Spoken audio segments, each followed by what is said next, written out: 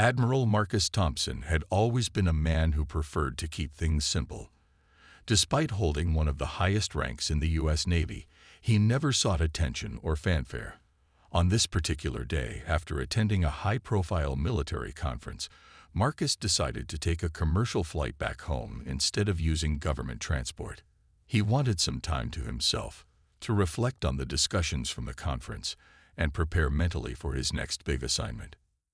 Dressed in a plain navy blue sweater and dark slacks, Marcus blended seamlessly into the crowd at the airport. There were no medals on his chest, no uniform to signal his importance. To everyone around him, he looked like just another traveler waiting in line. His boarding pass confirmed his seat in first class, a small luxury he occasionally allowed himself after long work trips. But as he approached the gate, something unexpected happened. A young gate agent glanced at his ticket, frowned, and then tapped furiously on her computer. She looked up apologetically and said, "Sir, I'm sorry, but it seems there's been an issue with your reservation. Your seat has been reassigned to economy." Marcus raised an eyebrow.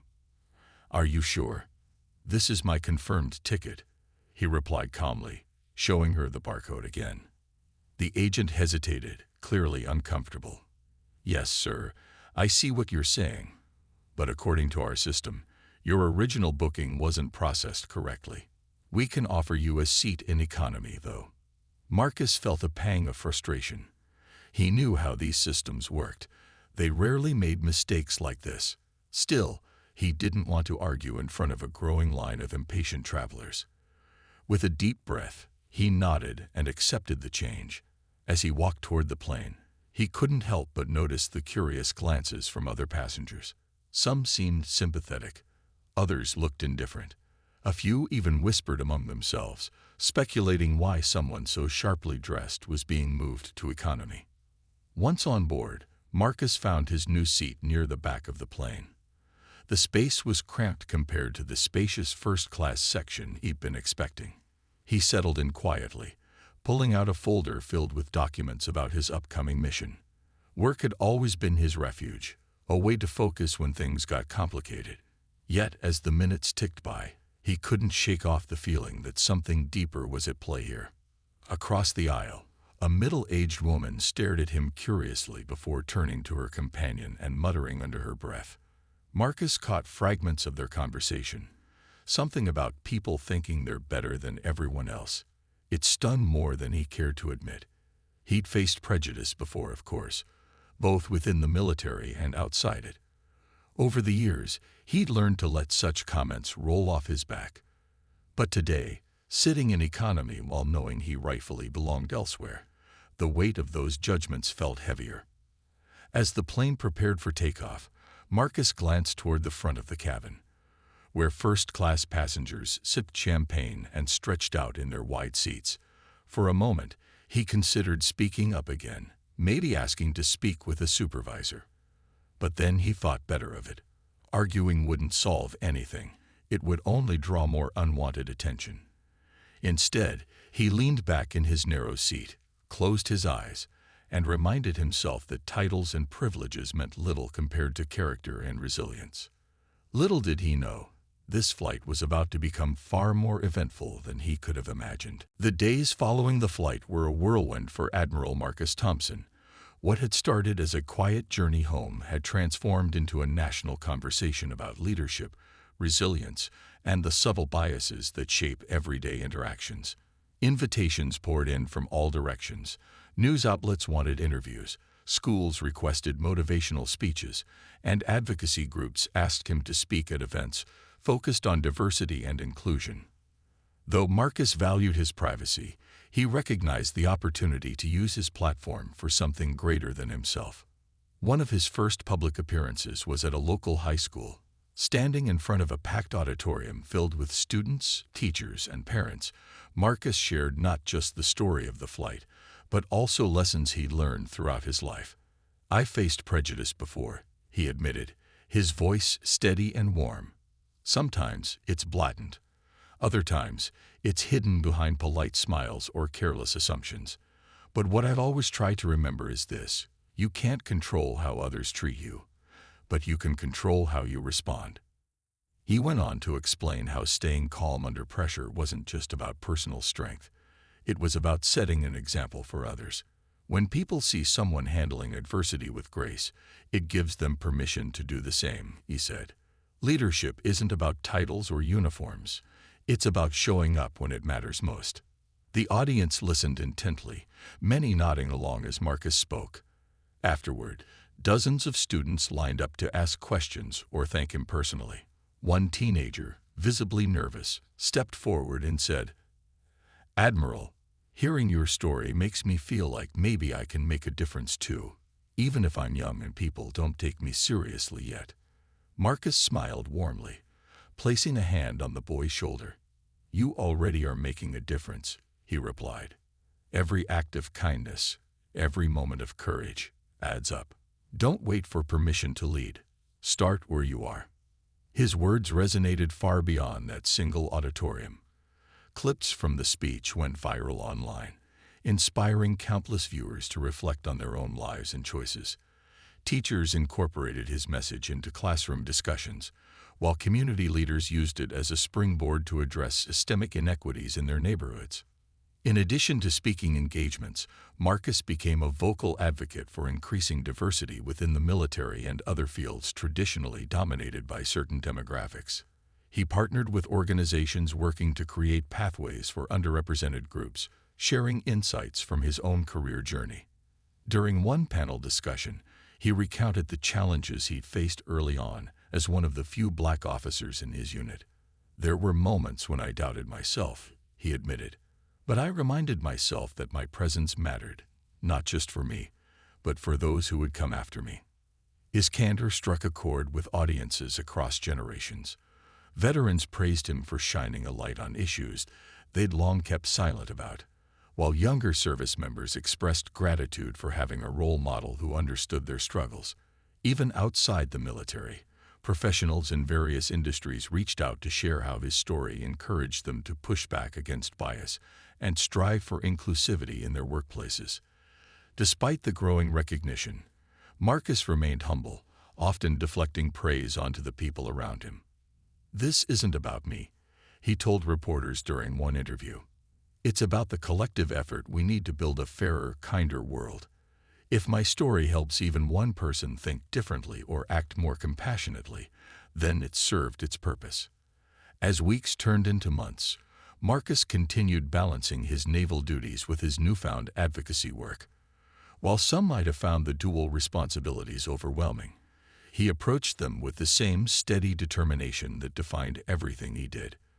For Marcus, leadership wasn't a title. It was a responsibility, one he carried with honor and purpose. Little did he know, the impact of his actions would ripple far into the future, leaving a legacy that extended far beyond the confines of that fateful flight. By the time Marcus stepped off the plane, news of his heroism had already begun to ripple outward. Passengers who had witnessed his calm leadership and quiet strength couldn't stop talking about him. Many shared their experiences on social media, posting photos they'd taken during the flight and recounting how Admiral Marcus Thompson had helped save the day. Within hours, hashtags like #AdmiralOnBoard and #RealLifeHero started trending online. Reporters stationed at the airport quickly caught wind of the buzz as Marcus walked through the terminal. Pulling his carry-on suitcase behind him, a group of journalists approached him, microphones in hand. At first, he tried to brush them off, insisting he wasn't looking for attention. But the reporters were persistent, eager to hear directly from the man who had become an overnight sensation. "Admiral Thompson," one reporter began, "can you tell us what happened on that flight? How did you end up playing such a key role in keeping everyone safe?" Marcus sighed but eventually agreed to answer a few questions. Standing near a large window overlooking the tarmac, he spoke candidly about the incident. "It wasn't anything extraordinary," he said modestly. "I've spent my career leading teams through difficult situations, so when I saw people struggling today, I did what anyone in my position would do. I stepped in to help." His humility only added to the admiration growing around him. Reporters pressed further, asking about the turbulence, the engine warning light, and the emotional state of the passengers. Marcus described how fear could spread quickly in high-pressure environments and emphasized the importance of clear communication and reassurance. People need to know they're not alone, he explained.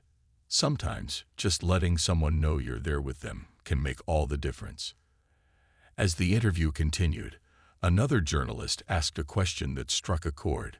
"Admiral, some passengers mentioned that you were initially denied access to your rightful seat in first class.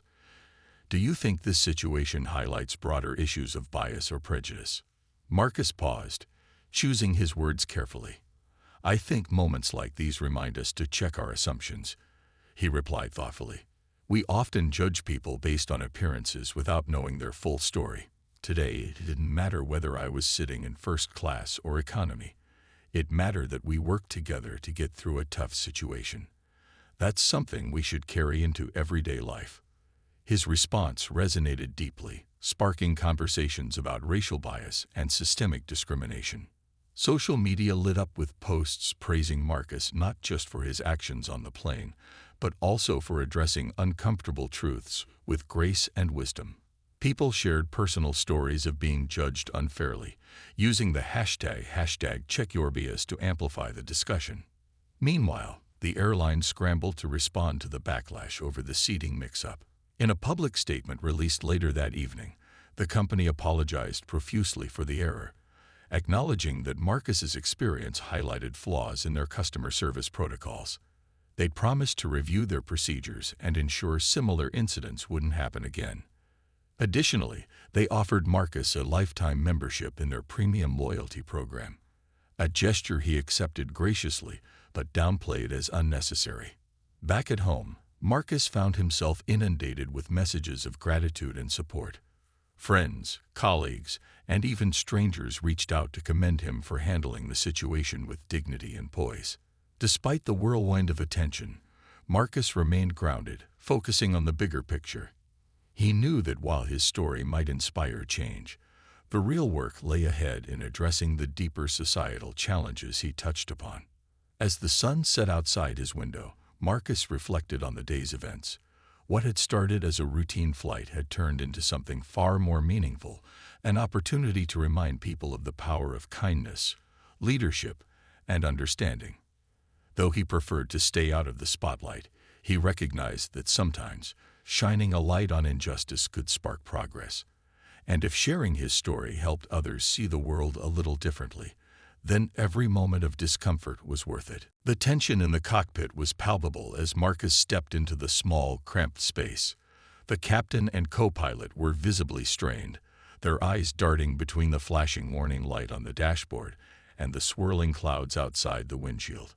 The plane shuddered again, a sharp jolt that made even Marcus grip the edge of the console for balance. For a moment, no one spoke, just the hum of the engines and the occasional crackle of static from the radio breaking the silence. "I'm Marcus," he said calmly, introducing himself to the crew. "I've handled emergencies before, though not in the air. Tell me what you need." The captain nodded gratefully.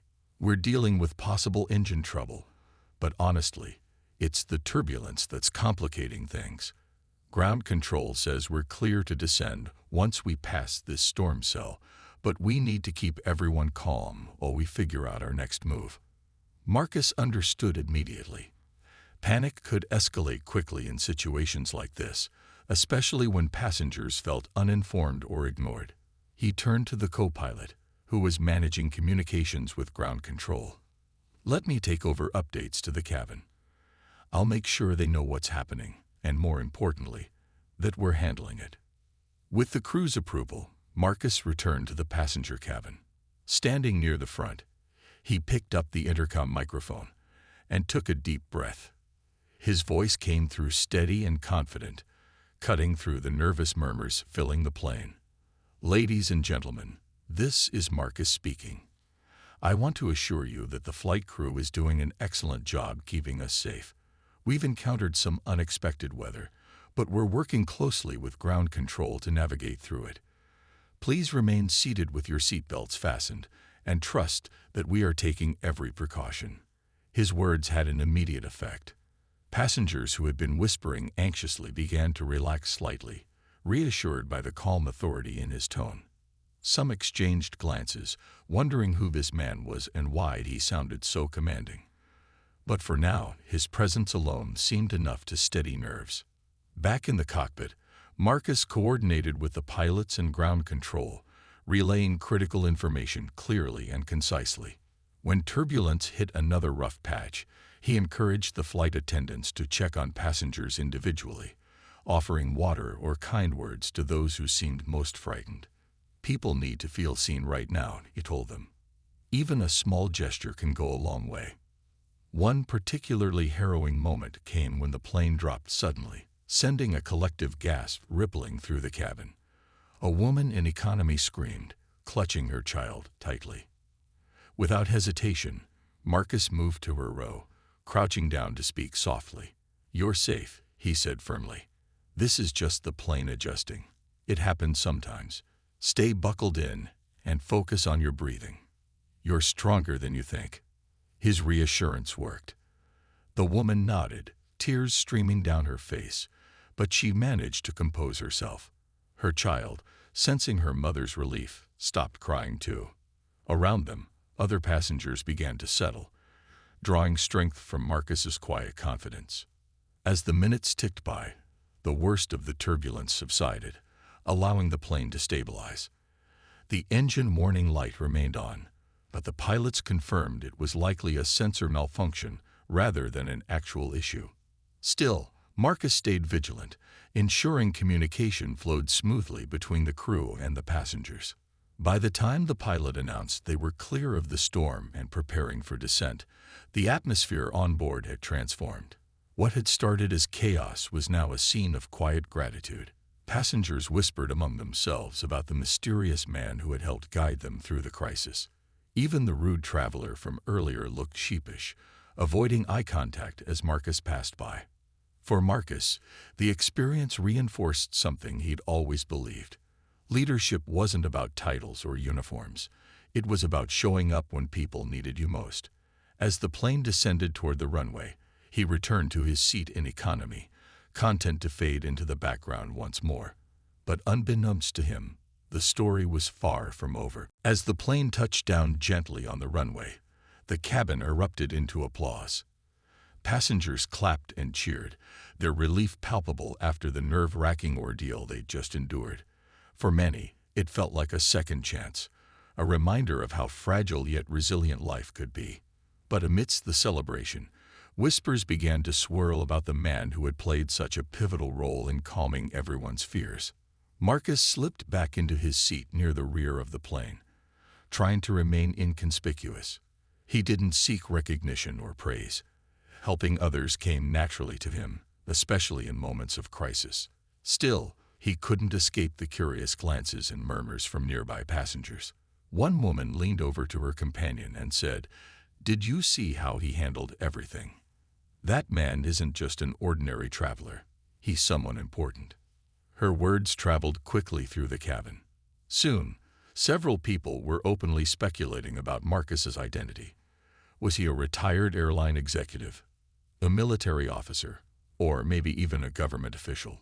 The mystery only deepened when one of the flight attendants approached him hesitantly, holding a small tray with a complimentary glass of champagne. "Sir," she said softly, "on behalf of the entire crew, we want to thank you for your help today. You made a real difference." Marcus smiled politely but declined the drink. "No need to thank me," he replied. "I was just doing what anyone would do in that situation." The attendant lingered for a moment, clearly intrigued. Finally, she asked the question that had been on everyone's mind. "If you don't mind me asking, sir, what exactly is your background?" Marcus hesitated. He hadn't planned to reveal himself. It wasn't his style to draw attention, but something about the sincerity in her voice gave him pause. After a brief moment of thought, he reached into his bag and pulled out his official ID badge. It was simple yet unmistakable. The insignia of a 4-star Admiral in the United States Navy stared back at her. The flight attendant gasped audibly, her eyes widening in disbelief. "An Admiral," she whispered, as if afraid to say it too loudly. "You're Admiral Marcus Thompson." Word spread like wildfire. Within minutes, nearly every passenger on board knew who Marcus truly was. The family whose child he had comforted earlier rushed over to express their gratitude once again, this time with tears in their eyes. "We had no idea," the mother said, shaking her head in awe. "You saved us all today, not just our son, but everyone on this plane." Even the rude passenger who had mocked Marcus earlier now looked deeply ashamed. As the plane taxied to the gate, the man awkwardly approached him, stammering an apology. "Sir, I didn't know who you were before. I'm so sorry for what I said earlier about upgrades and all that. Please forgive me." Marcus met the man's gaze without judgment. "It's okay," he said simply. "We all make mistakes. What matters is how we treat each other moving forward." His response left the man speechless, humbled by the grace Marcus extended despite the earlier slight. Others followed suit, lining up to shake his hand or simply thank him for being there when they needed him most. Some snapped photos discreetly, while others shared stories of how his calm demeanor had helped them cope during the turbulence. By the time the plane arrived at the gate, Marcus found himself surrounded by well-wishers. Passengers lingered in the aisles, reluctant to disembark until they personally acknowledged the man who had turned a terrifying experience into something unforgettable. Even the pilot emerged from the cockpit to personally thank Marcus, shaking his hand firmly. "Admiral, you've earned my respect tenfold today. If you ever decide to switch careers, let me know. You'd make one heck of a co-pilot." Amid the chaos of gratitude and admiration, Marcus remained composed, deflecting much of the attention with quiet humility. He understood that his rank might command respect, but it was his actions, his willingness to step up quietly and serve, that truly resonated with those around him. As he finally stepped off the plane, the weight of what had transpired began to sink in. Little did he know, this was only the beginning of a story that would soon capture hearts far beyond the confines of the aircraft. The plane had been cruising smoothly for about an hour when suddenly, the cabin lights flickered and a low rumble vibrated through the aircraft. Passengers exchanged uneasy glances as turbulence jolted the plane, sending drinks spilling and seatbelts tightening. The pilot's voice crackled over the intercom. "Ladies and gentlemen, we're experiencing some unexpected weather ahead.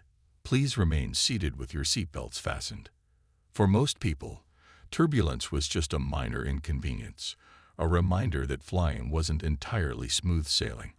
But this time felt different. The bumps grew sharper, more violent, shaking the plane like a leaf in a storm. A few passengers gasped audibly, while others gripped their armrests tightly, knuckles turning white.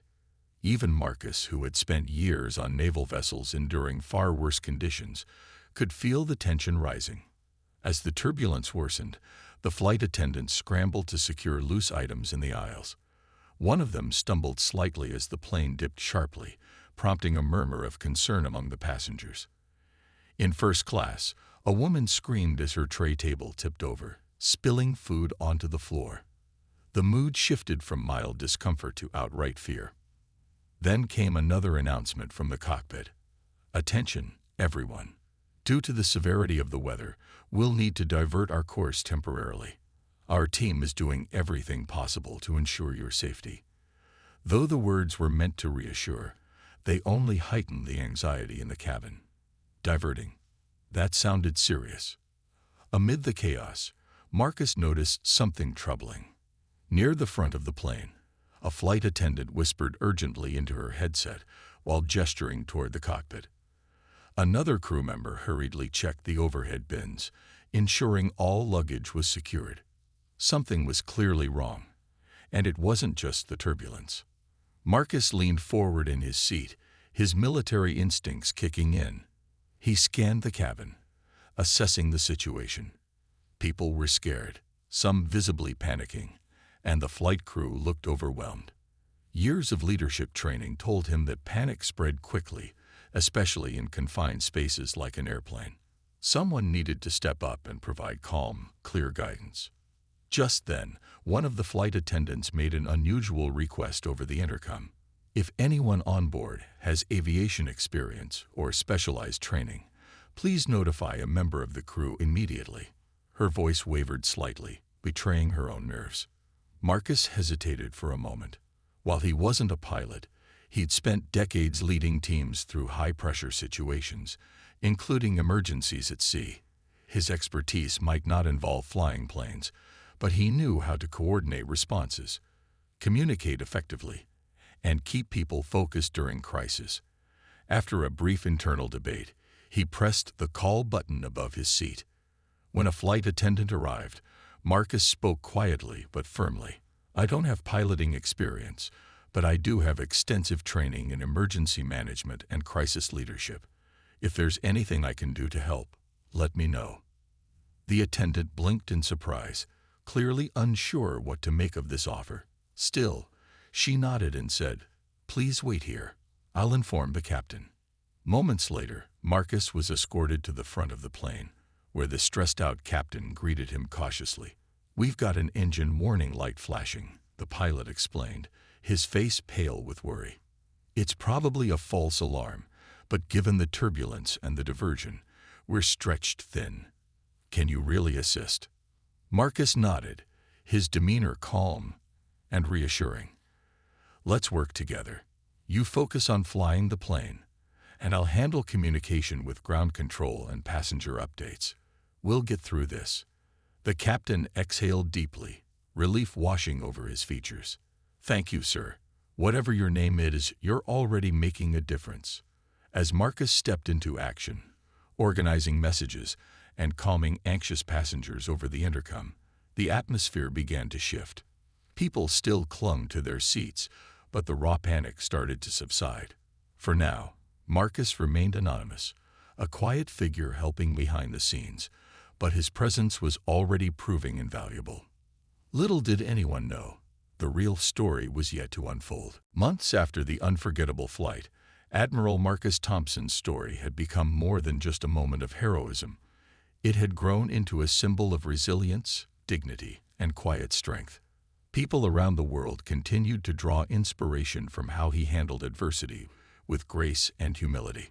Schools began teaching his example in leadership classes, while community organizations used his words to spark discussions about empathy and inclusion. Though Marcus never sought fame, he embraced the opportunity to leave a lasting impact. One of the most profound changes came within the airline industry itself. The company responsible for denying Marcus access to his rightful seat launched an internal campaign called See Beyond, aimed at addressing unconscious bias among its staff. They invited Marcus to speak at their annual employee training conference, where hundreds of gate agents, flight attendants, and pilots gathered to hear his perspective. Standing on stage, Marcus didn't point fingers or assign blame. Instead, he focused on solutions.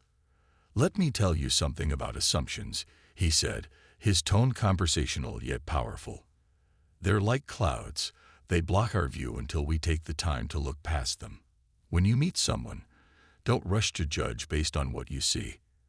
Ask yourself, who might this person be beyond the surface? You'll be surprised by what you discover." The audience erupted into applause, many rising to their feet. Employees later described the speech as transformative, inspiring them to approach their work with greater awareness and respect. The airline also implemented new policies to ensure passengers were treated fairly, regardless of appearance or background, a change that earned praise from advocacy groups nationwide. Beyond the aviation world, Marcus's influence reached unexpected corners of society.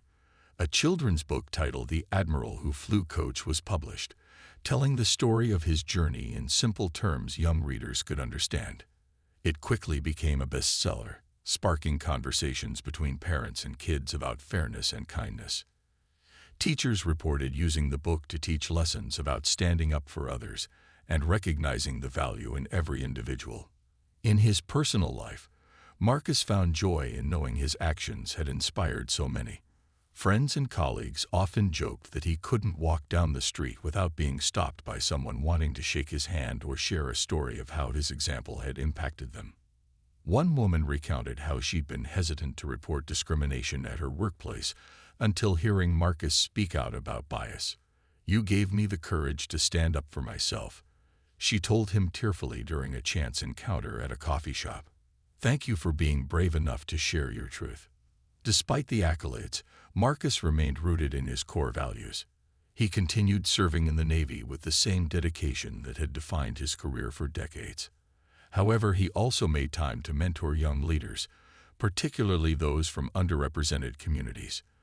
Through informal meetings and formal programs, he encouraged them to pursue their dreams fearlessly, reminding them that their presence mattered, not just for themselves but for future generations.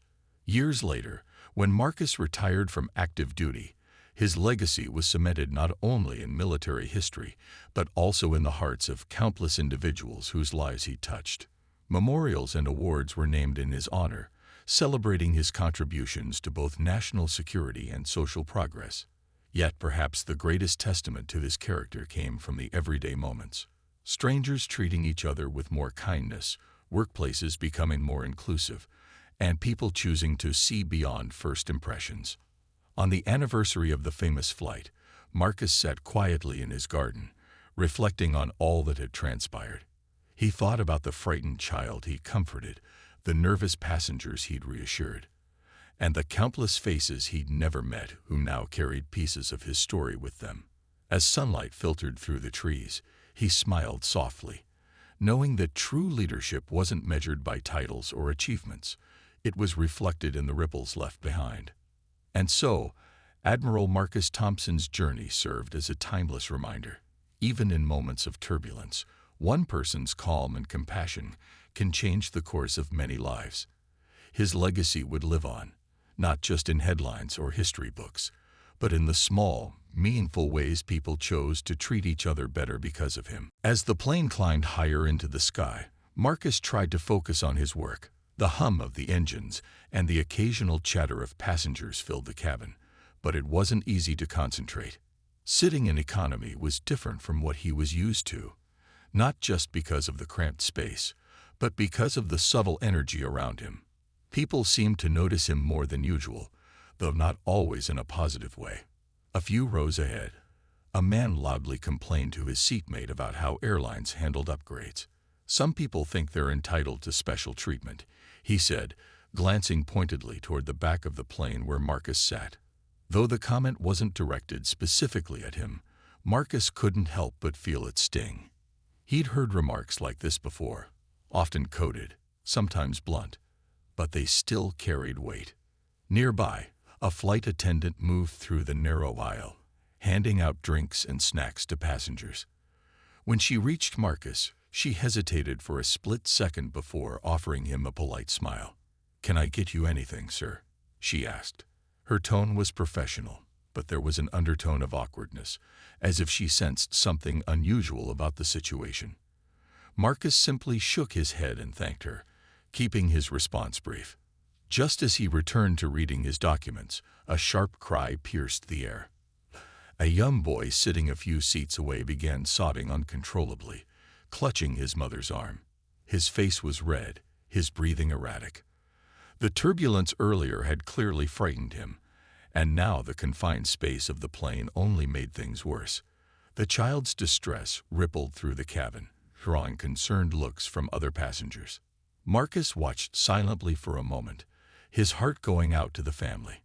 He remembered when his own children were small and afraid of storms or loud noises. It was hard to see anyone struggle like that, especially a child. Setting aside his papers, he unbuckled his seatbelt and leaned forward slightly. "Excuse me," he said gently to the boy's mother, who looked both exhausted and embarrassed. "Do you mind if I try talking to him?"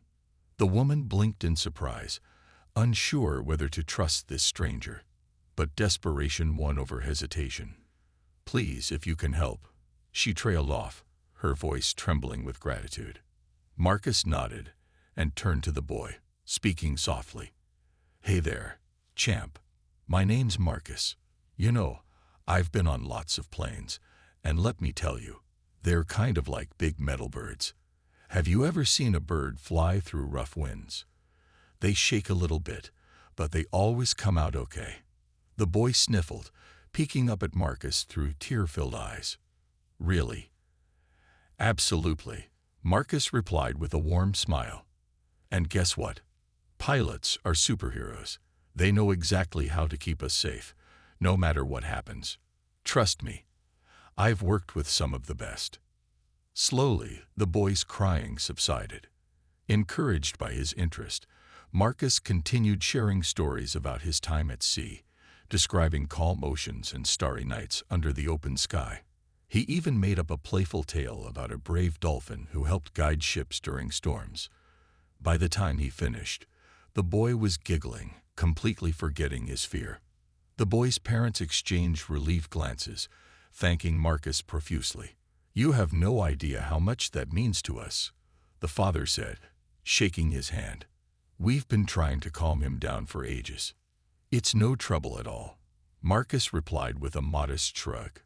"Kids remind us how important it is to stay strong, even when things feel scary." Though Marcus hadn't intended to draw attention to himself, several nearby passengers couldn't help but notice the exchange. Some smiled approvingly, while others whispered quietly among themselves.